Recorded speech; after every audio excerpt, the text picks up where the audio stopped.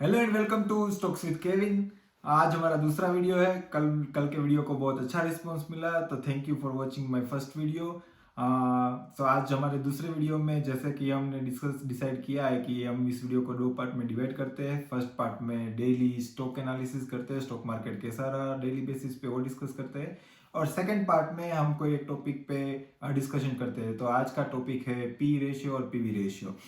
तो पहले तो आज का स्टॉक मार्केट की बात करें तो बुल रन कंटिन्यू रहा और आज निफ्टी ने एक नया रिकॉर्ड किया, 21,800 को टच करके 21,778 तक बंद रही। तो आज मार्केट बहुत अच्छा रहा। सारे sector, most of the sectors आज ग्रीन रहे। मेटल, ऑयल और पावर सबसे ज़्यादा बढ़ा। ऑयल और पावर 2% बढ़ा। मेटल, फार्मा, एफएमसीजी वो सब 1-8% के आसपास बढ़े। और एक ही सेक्टर नेगेटिव रहा, आईटी सेक्टर नेगेटिव रहा, लेकिन बहुत ज़्यादा नेगेटिव नहीं था, थोड़ा सा ही गिरा है। और स्टॉक्स की बात करें तो जैसे कि मैंने बताया कि ब्रेंट क्रूड है, जो क्रूड का प्राइस गिरा है वर्ल्ड मार्केट में, तो उसका फायदा डायरेक्टली पेट्रोलियम कंपनीज को होता है। तो जिसकी वजह से हिंदुस्तान पेट्रोलियम आज 10% बढ़ा। आईओसी भी बढ़ा, आईओसी 5.2% बढ़ा और बीपीसीएलपी 2.5% बढ़ा। तो आज आज पेट्रोलियम स्टॉक्स काफ़ी अच्छे रहे। और अगर मैं अपने पोर्टफोलियो की बात करूं तो हमने डिसाइड किया है कि मैं ये भी बताऊंगा कि मैंने कौन से स्टॉक्स में इन्वेस्ट किया है और किस बेसिस पे इन्वेस्ट किया है। तो मेरे पोर्टफोलियो में हिंद पेट्रो भी है और हुडको भी है। तो हुडको आज मेरे ख्याल से 12% के आसपास, हाँ 12% बढ़ा। तो जैसे कि मैंने हुडको 53 के भाव पे लिया था और आज हुडको 130 आया। 2 साल पहले मैंने उसको 53 के भाव पे लिया था। तो मैंने हुडको क्या देख के लिया था, क्यों लिया था, उसके बारे में डिस्कस करेंगे। वो हमारे सेकंड पार्ट के साथ रिलेवेंट है, तो मैं उस दोनों को साथ में कवर करूंगा। तो अगर हुडको की बात करें तो हुडको आज 130 के प्राइस पे उसका पी रेशियो 12 है। जब मैंने लिया था 53 के प्राइस पे तब उसका पी रेशियो 6 था। तो ये पी रेशियो क्या है, तो आज के वीडियो में मैं बताऊंगा कि ये पी रेशियो क्या होता है। तो पी रेशियो होता है price to earning per share ratio. तो पहले तो बताता हूँ कि अर्निंग पर शेयर क्या होता है। तो मान लो कि कंपनी की जो सालाना इनकम है, नेट प्रॉफिट है, उसको कंपनी का मार्केट में जितने भी नंबर ऑफ शेयर्स है, तो टोटल प्रॉफिट को नंबर ऑफ शेयर से डिवाइड किया जाता है।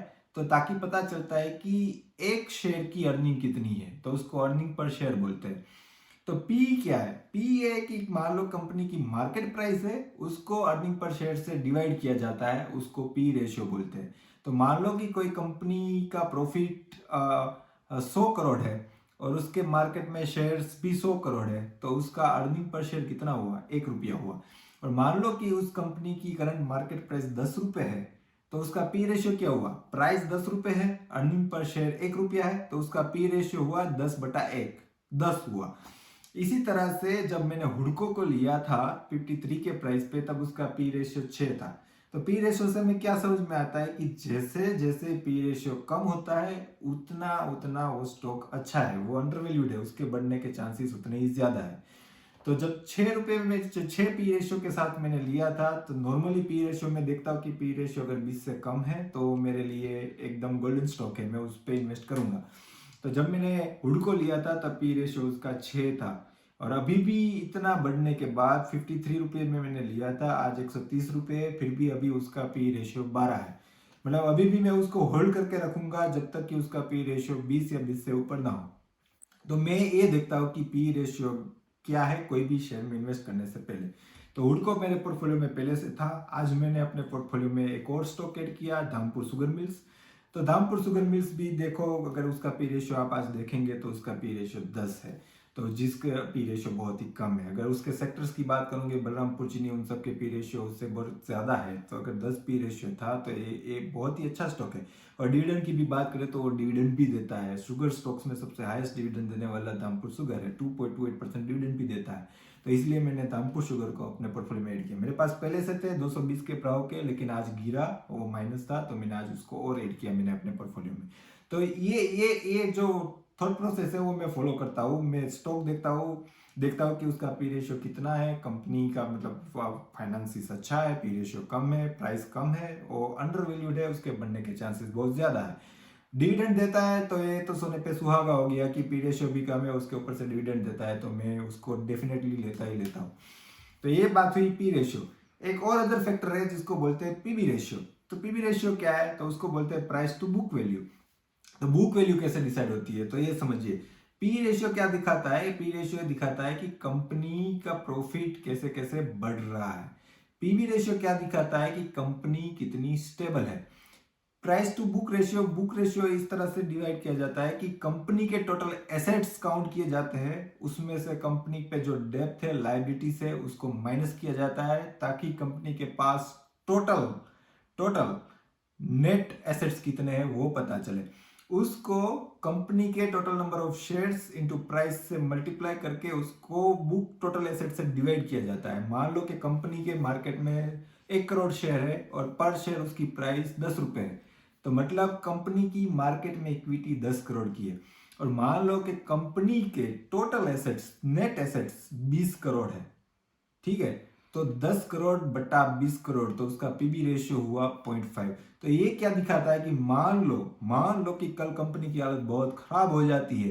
कभी कभी हम देखते हैं कि कंपनी डिलिस्ट हो जाती है, कंपनी बैंकरप्ट हो जाती है, तो ये पीबी रेशियो ये दिखाता है कि मान लो कंपनी का कल कंपनी बंद भी हो जाती है तो उसके पास इतने एसेट्स है कि वो इक्विटी को भरपाई कर पाए। तो अगर उसका पीबी रेशियो 0.5 है तो ये दिखाता है कि जितना भी उसका मार्केट में इक्विटी है उससे डबल उसके पास एसेट्स है। तो ये दिखाता है कंपनी फंडामेंटली कितनी स्ट्रॉन्ग है। तो ये दो चीज मैं जनरली देखता हूँ कि पी रेशियो अगर 20 से कम है अच्छा स्टॉक है, पीबी रेशियो अगर 1 से कम है बहुत बढ़िया है। इसका मतलब ये दिखाता है कि उसकी जितनी इक्विटी है उससे ज्यादा उसके पास एसेट्स है। लेकिन जनरली पीबी रेशियो अगर 3-4 के आसपास भी है तब भी मैं उसमें इन्वेस्ट करता हूँ। तो ये ध्यान रखिए, जब भी किसी स्टॉक में इन्वेस्ट करिए एक बार पी रेशियो पीबी रेशियो देख सकते हैं। सारे प्लेटफॉर्म पे दिख जाता है, बीएससी की वेबसाइट पे भी दिख जाता है, एनएससी की वेबसाइट पे भी दिख जाता है, जीरोधा ग्रो कुछ भी आप डिमेट ऐप यूज करते हैं तो उसमें भी दिख जाता है कि इस कंपनी का पी रेशियो पीबी रेशियो कितना है, और पीयर्स के साथ कंपेरिजन भी दिखा देते हैं। तो ये चीज याद रखिएगा, ये वही पी रेशियो पीबी रेशियो की बात। तो ठीक है फ्रेंड्स, तो कल मिलते हैं एक नए कल के मार्केट के एनालिसिस और एक नए टॉपिक के साथ। और अगर आपको ये वीडियोस अच्छे लग रहे हैं तो सब्सक्राइब कर दीजिए, लाइक कर दीजिए, ताकि जब भी मेरा नया वीडियो आए आपको तुरंत पता चल जाए। Thank you.